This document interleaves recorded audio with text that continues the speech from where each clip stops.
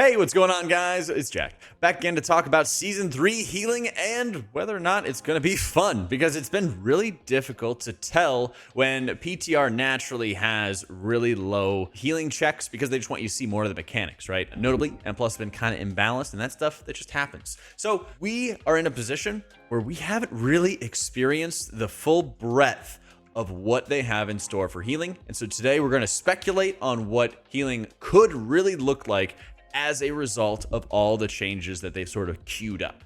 And what are these changes, you might ask? Well, they have sort of kind of nerfed mana overall for healers with a nerf of the Rashok trinket and not really adding any sort of new successor to it.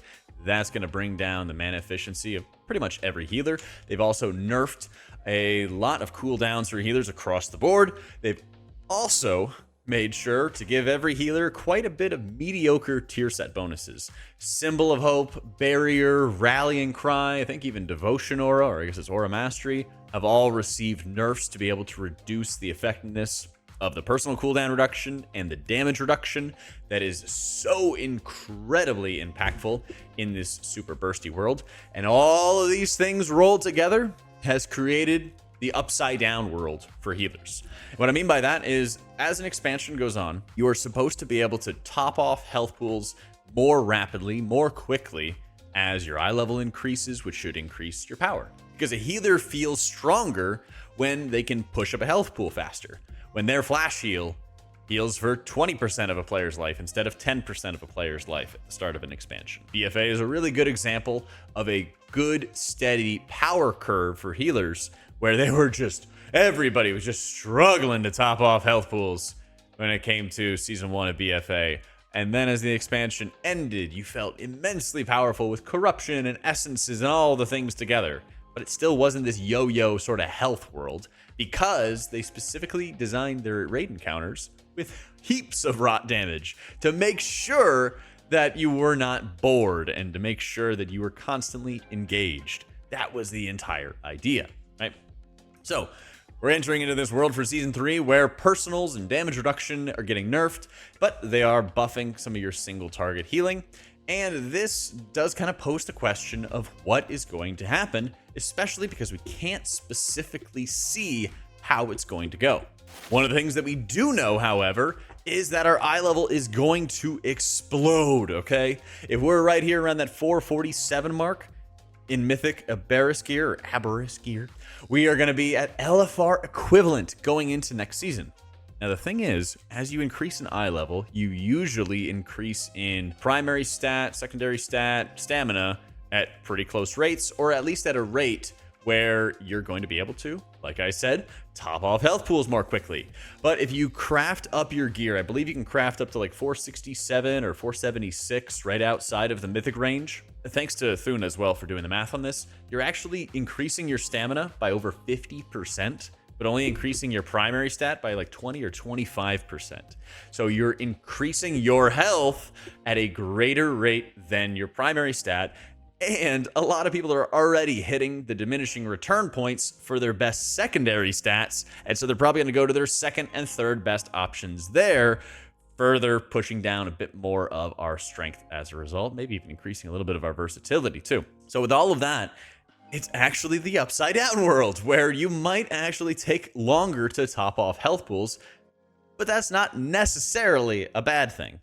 Throughout this entire expansion, they've had a number of moments where they're increasing health and increasing damage to make it so that they can space out some of the damage. And I talked about this in my last video because they're trying to add more rot damage and they're trying to make it so that healers don't just push everybody up to full and have 50% plus overhealing across the board every single raid fight. But that also becomes a struggle when they need to balance Mythic Plus. And there's a very direct problem happening right now in Season 3 Mythic Plus, where the health of the enemies is so low, but the damage that they deal is insanely high. And so this is an area where DPS players are actually too strong because they're killing all the monsters really quickly and easily in these fast pulls. Augmentation Evoker also made that worse for Season 2, where you could annihilate these pulls, but they just deal so much damage that if you make one wrong move, you are just dead. And the thing is, when the base level of dungeons gets moved up because DPS players can kill everything really quickly, then it becomes these survivability checks for pretty much like everybody across the board, because you just don't have the stamina to be able to survive most of these hits without damage reduction, without Holy Paladin armor rating, and without just preempting all the mechanics and knowing how everything's going to work perfectly. And the window of failure for people becomes less as the damage just gets higher and higher. And so what they have to do right now that they have not done to make Mythic Plus better is recently Wowhead had an article where they showed that they increased the mob health and damage of the enemies. They just need to individually buff all the mob health through the roof, because otherwise this glass cannon world that we're in for Season 3's PTR testing for keys is just going to continue. Another important note is that in Season 2, they made the dungeon health and damage scale by 8% per key level once you got past level 20. Now that's going back up to 10%, which means from 20 to a 21, 21 to a 22, it's all increasing by 10% instead of that 8%, meaning there's larger jumps in the burst damage that everybody's going to be receiving. And so this is a problem that they haven't addressed yet, that they need to make sure that they address before the season actually hits. Otherwise, we're going to be in this exact same world for Mythic Plus, and it's well within their control to be able to fix it now. Now, when we bring this over to a raiding environment, there's a lot that Blizzard's able to do and is currently doing. The biggest of which is going back to that chart with all the gear. They are further increasing the amount of item level that we're gaining over time, which is going to mean the world first guilds will not be near max item level when they clear the raid. This is insanely important because one of the soft nerfs to these raid instances is usually just having more stamina, having more power to be able to heal or DPS or whatever to be able to clear. One of the reasons why Aberrus was so difficult for a lot of like regular cutting edge gamer dad guilds was because of the fact that your eye level wasn't that much different than the world first raiders. It was like 4 or 5 eye level difference between where they killed it and where you killed it. And that's not a lot of extra stamina and power that's scaling over time. By allowing everyone to sort of like max gear, yeah, you could say like get good. But one of the biggest things is that for people who are not pounding hours into the game to be able to improve their skills or, you know, min-max crazy hardcore, that extra eye level is the soft nerf to the instance where you're going to be killing bosses faster, killing them more effectively, surviving incoming damage more effectively, and that's what you should ideally be looking for. When it came to the insane amount of like burst damage that Aberrus had, that was probably part of the problem, is that people could just get like wombo comboed really quickly and easily if they were not prepared for the burst that would come, because they had, you know, maybe 10, 30k more stamina than a world first raider, and that doesn't amount to much when there was such high spikes in all of the damage. Now, it also boils down to some of the mechanics themselves that are coming around. Rashok was notable for having the heal absorbs, which made it a pretty fun fight to heal. It also sort of ended the encounter with lots of rot damage, and that actually continues quite a bit in Amirdrasil. Even though the mechanics are so insanely lowly tuned, it's tough to be able to see how impactful that they are. There are a lot of boss fights that do feature heavy amounts of rot damage. One of the funniest ones was like Volacross, which is like the big worm dude. You didn't even notice the rot damage because it was hitting you for like a fraction of a percent of your max health every 2 seconds. So that's an easy area where they can just turn the knob and then increase that rot damage to a massive amount. And they've done that before. Most notably, I remember in Nazath testing, they like quadrupled the amount of rot damage on that fight. And that was a banger fight to heal. Tons of damage, tons of pressure all over the place. So that's something that's well within their control that they have access to, that they have the potential to be able to fix. They also have good mechanics with, again, more heal absorbs you have to handle, rot damage as we mentioned, and I believe there's a fight or two that has some thorns mechanics where dealing damage to the enemy is going to deal some damage back to you, and those are all really good to make sure you're sort of shaking up the incoming damage and the incoming pressure that healers are going to have to mitigate.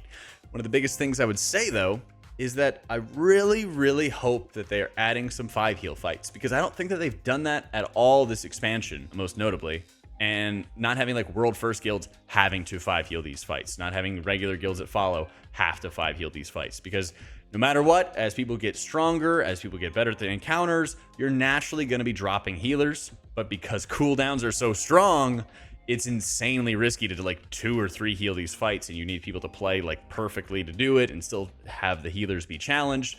But if you start from an area of 5 healers and then drop it down to 4, you still get most of the cooldown coverage that you need for those rough areas, and you can still leave the healers to have some fun and be challenged when you're dropping that 1 healer instead of going from like 4 to 3, which can be a lot more risky. So all of this to say, will healing be fun in Season 3? I hope so, because they are making some possibly sneakier changes to be able to increase stamina, but also address a lot of the cooldown value that has affected this expansion's healing so incredibly much. And I'm very hopeful, as we've seen. But like I mentioned, it's very difficult to be able to see for raids and for Mythic Plus from PTR right now if that content is going to be more fun, if it's going to be more engaging, if damage is going to be steadier and less bursty. It is very tough to know. Of course, if you've been enjoying the content, make sure to check out our Patreon and be sure to subscribe to the channel as well. It's a great way to be able to support it all. But I will, of course, be having more updates coming around as we get to see Mythic raid testing and hopefully some more changes to M+. Notably, I'm not convinced that Augmentation Evoker is done with nerfs yet, but that's another thing to kind of keep in mind when you're having less stamina, less healer power getting added to healers for Mythic Plus from nerf to Augmentation Evoker. That's also going to have a very significant impact on the healing that you're able to do in dungeons, meaning it's even more important than ever that Blizzard actually increases the health of enemies to be able to properly scale with the damage that they do. But we'll see. Thanks so much for watching, guys. I hope you all found this useful and interesting. I'll catch y'all next time.